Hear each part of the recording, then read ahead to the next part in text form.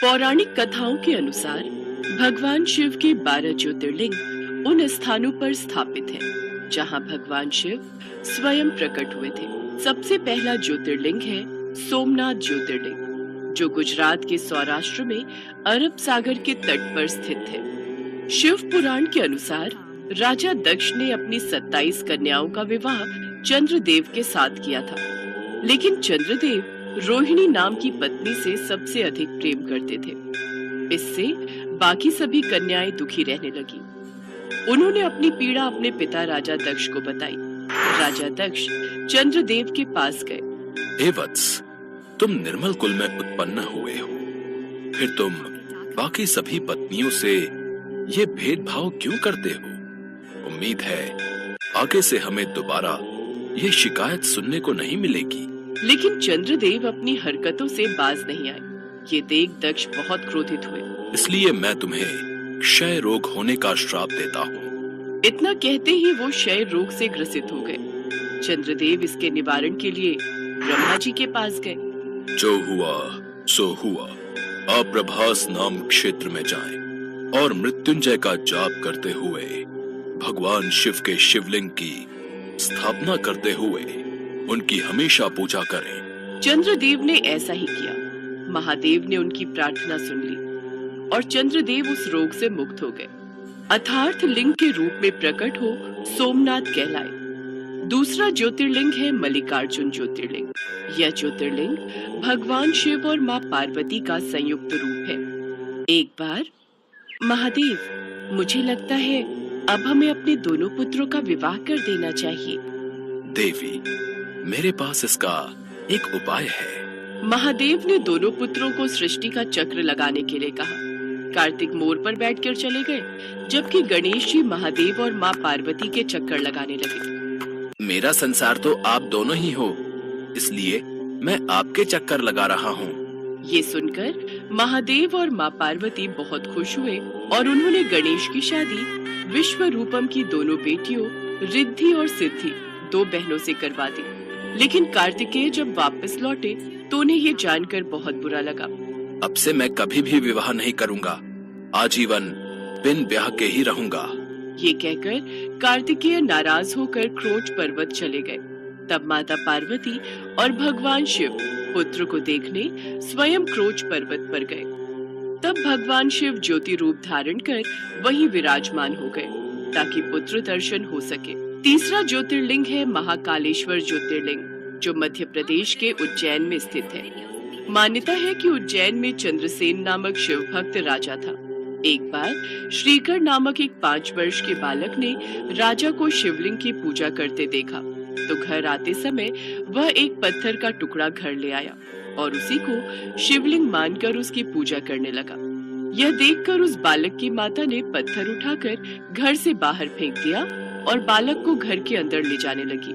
तो बालक चीख पुकार करने लगा और भगवान शिव शंकर को मदद के लिए पुकारने लगा।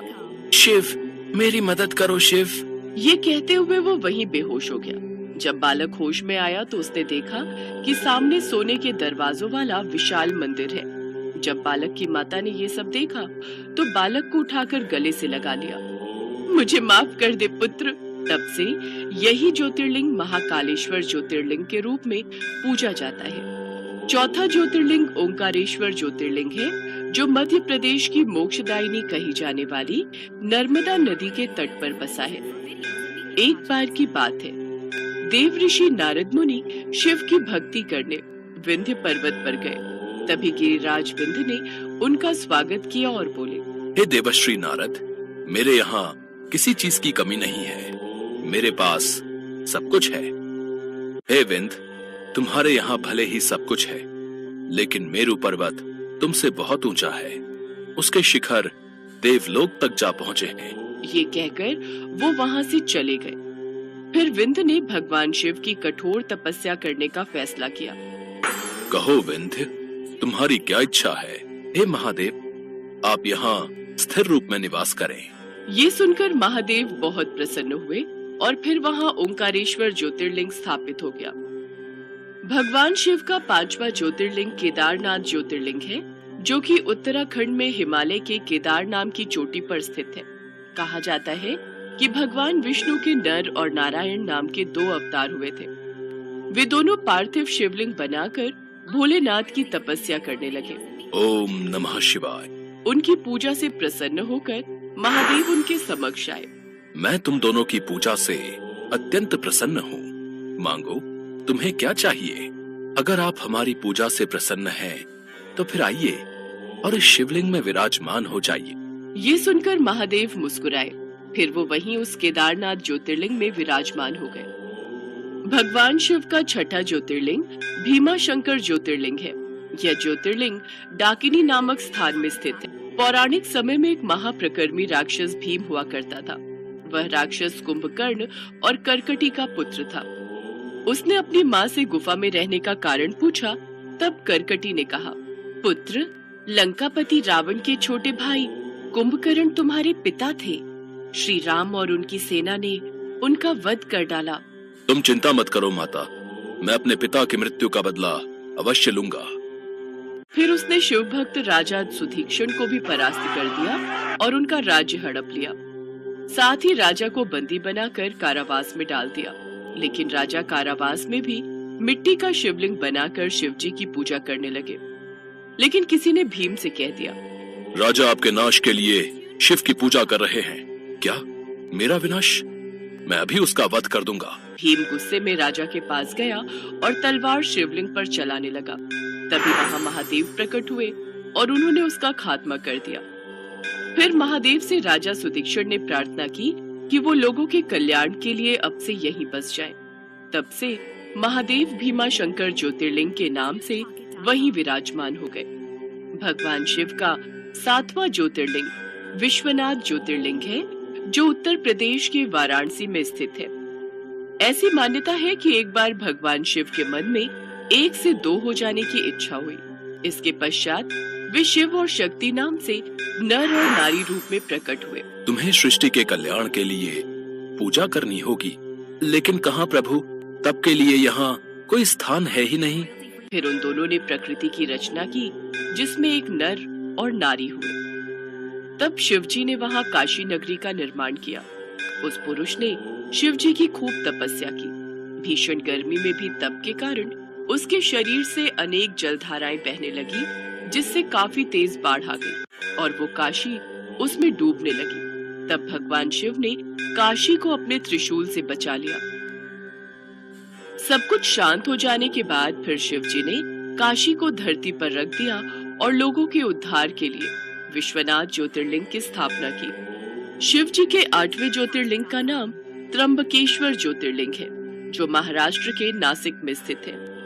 एक मान्यता के अनुसार गौतम ऋषि अपनी पत्नी अहिल्या के साथ रहते थे। एक बार दुर्बल गाय का रूप लेकर गणेश जी महर्षि के खेत में आए। फिर महर्षि के स्पर्श करते ही वो गाय मृत हो गई। सबने ऋषि पर गौहत्या का आरोप लगाया। इसे यहाँ से बाहर निकालो, इसने गौहत्या की है। आप लोग मेरे इस पाप का प्रायश्चित करने का उपाय बताएं। तुम अपने पाप को प्रकट करते हुए सारी पृथ्वी की 3 बार परिक्रमा करो, फिर लौटकर 1 महीने तक व्रत करो, या फिर ब्रह्मगिरी की 101 परिक्रमा करने के बाद महादेव की आराधना करो।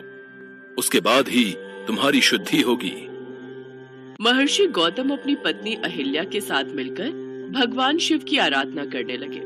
कुछ समय बाद उनकी भक्ति से प्रसन्न होकर महादेव ने उन्हें दर्शन दिए। महादेव, आप मुझे इस गौ हत्या के पाप से मुक्त करवाएं।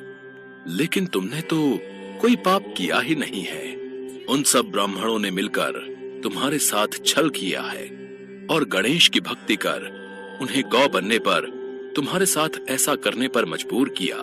तुम तो एकदम साफ हो, लेकिन अब मैं उन ब्राह्मणों को दंडित करके ही रहूंगा। नहीं महादेव, अगर वो मेरे साथ ये छल ना करते तो मैं आपके दर्शन कैसे कर पाता। उन सबको माफ कर दो। अब मेरी आपसे एक ही प्रार्थना है कि आप इस आश्रम में विराजमान हो जाएं। उस दिन के बाद से महादेव वहां त्र्यंबकेश्वर ज्योतिर्लिंग नाम से विराजमान हो गए। भगवान शिव का 9वां ज्योतिर्लिंग है वैद्यनाथ ज्योतिर्लिंग, जो कि झारखंड के देवघर में स्थित है। एक बार रावण भगवान शिव को लंका ले जाने के लिए तप करने लगा और शिव जी के प्रसन्न होने पर उसने वरदान में कामना लिंग को मांगा। भगवान शिव बात मान गए, परंतु उन्होंने एक शर्त भी रख दी। अगर तुमने शिवलिंग को कहीं रास्ते में रख दिया तो तुम उसे दोबारा उठा नहीं पाओगे। इससे सभी देवी देवता चिंतित हो गए और भगवान विष्णु के पास पहुंचे। भगवान विष्णु ने वरुण देव को रावण के पेट में जाने का आदेश दिया। इस वजह से रावण को देवघर के पास लघु शंका लग गई। रावण बैजू नाम के ग्वाले को शिवलिंग पकड़ाकर लघु शंका करने चला गया। बैजू रूप में भगवान विष्णु ने मौके का फायदा उठाते हुए शिवलिंग वहीं रख दिया और वह शिवलिंग वहीं स्थापित हो गया और तभी से इस स्थान का नाम वैद्यनाथ ज्योतिर्लिंग पड़ गया। शिव जी का 10वां ज्योतिर्लिंग नागेश्वर ज्योतिर्लिंग है, जो गुजरात के द्वारका पर स्थित है। ऐसी मान्यता है कि सुप्रिय नाम का एक वैश्य था जो हमेशा भगवान शिव की आराधना में लगा रहता था, लेकिन दारुक नाम के राक्षस को ये पसंद नहीं था। ओम नमः शिवाय, ओम नमः शिवाय। और वो उसका वध करने कारावास में गया, लेकिन उसकी रक्षा के लिए स्वयं भगवान शंकर कारागार में ज्योतिर्लिंग के रूप में प्रकट हो गए और दारुक को मार गिराया। तब से ही इस ज्योतिर्लिंग का नाम नागेश्वर रखा गया। भगवान शिव का 11वां ज्योतिर्लिंग है रामेश्वरम ज्योतिर्लिंग। यह तमिलनाडु के रामनाथपुरम जिले में स्थित है। इसी स्थान पर भगवान राम ने राम सेतु का निर्माण करने से पहले शिव की आराधना के लिए समुद्र किनारे अपने हाथों से रेत के शिवलिंग का निर्माण किया था। ओम नमः शिवाय, ओम नमः शिवाय। तुम्हारी भक्ति भाव से हम बेहद प्रसन्न हैं, इसलिए तुम्हारे द्वारा बनाया गया रेत का ये शिवलिंग श्री रामेश्वरम ज्योतिर्लिंग के नाम से जाना जाएगा। भगवान शिव जी का 12वां ज्योतिर्लिंग कृष्णेश्वर ज्योतिर्लिंग महाराष्ट्र के दौलताबाद के पास स्थित है। कथाओं के अनुसार सुधर्मा नाम का एक ब्राह्मण अपनी पत्नी सुदेहा के साथ रहता था। उन दोनों के बीच बहुत प्रेम था, लेकिन सुदेहा कभी मां नहीं बन सकती थी। इसलिए उसने अपने पति से कहा, आप मेरी छोटी बहन खुशमा से दूसरा विवाह कर लीजिए। उसके द्वारा हमें एक पुत्र की प्राप्ति हो जाएगी और हमारा वंश आगे बढ़ेगा। ब्राह्मण ने बिल्कुल वैसा ही किया।